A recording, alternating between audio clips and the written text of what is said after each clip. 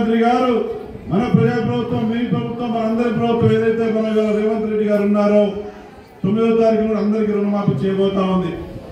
అదే కాకుండా సంక్రాంతికి 2 లక్షల పైన ఎవరైతే రైతులు రుణం తీసుకున్నారో 2 లక్షల వరకు వారికి కూడా రుణమాఫీ చేయడం మన ప్రభుత్వం సిద్ధంగా ఉంది.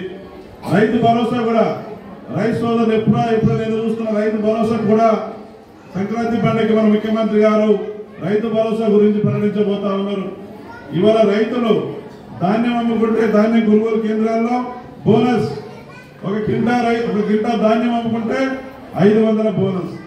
ఒక రైతు 50 క్వింటాలు రైస్ అమ్మితే ధాన్యం అమ్మితే 25,000 రూపాయలు వస్తా ఉంది బోనస్. 100 క్వింటాల ధాన్యం అమ్మితే 50,000 బోనస్ వస్తా ఉంది. ఇవాళ పినపాక మండలం బయ్యారంలో ఒక రైతు పండించినటువంటి ధాన్యాన్ని కొనుగోలు కేంద్రాల్లో 1000 క్వింటాలు అమ్మాడు. ఆ కుటుంబానికి బోనస్ కింద 5 లక్షల రూపాయలు వచ్చింది. ఇంకొక రైతు బయ్యారంలో ఇంకొక రైతు 2,02,000 క్వింటాలు అమ్మాడు. ఆయనకు బోనస్ కింద 10 లక్షలు వచ్చింది. ఇది మామూలుగా ఇందిరమ్మ ఇల్లు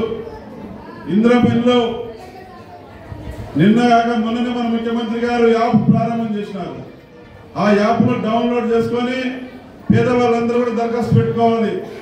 మళ్ళీ మీ దగ్గరికి మీ ఇళ్లకు అధికారులు వస్తే మళ్ళీ అర్హత ఉందా లేదా గమనిస్తారు.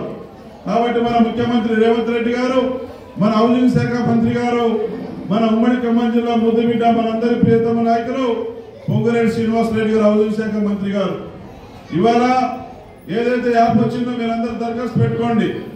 మీరు గెలిపించినటువంటి మీ ఎమ్మెల్యేగా నాకు 3,500 ఇల్లు ఈ నియోజకవర్గంలో ఇచ్చారు. అవన్నీ కూడా ఇక్కడ కూర్చున్నటువంటి అక్కలు చెల్లెలు గమనించండి. ఇవాళ ఇందిరమ్మ ఇల్లు కూడా అట్టడుగున ఉన్నటువంటి పేదవాళ్లకు వికలాంగుల కుటుంబాలు ఫస్ట్ ప్రియారిటీ, 2వ ప్రియారిటీ భర్త చనిపోయినటువంటి విడోకి, 3వ ప్రియారిటీ ఒంటరి మహిళలకు, 4వ ప్రియారిటీ రెక్కల మీద బతికే వాళ్ళు, కూలి చేసుకునే వాళ్ళు, గడ్డిళ్లలో రేకుల ఇళ్లలో ఎవరైతే ఉంటున్నారో అటువంటి వాళ్ళకి ఇల్లు ఇవ్వడం జరుగుద్ది. అందరికీ ఇందిరమ్మ ఇల్లు కట్టించే బాధ్యత నాది మీ ఎమ్మెల్యేగా. ఎవరు ఆధారపడవద్దు, ధైర్యంగా ఉండండి.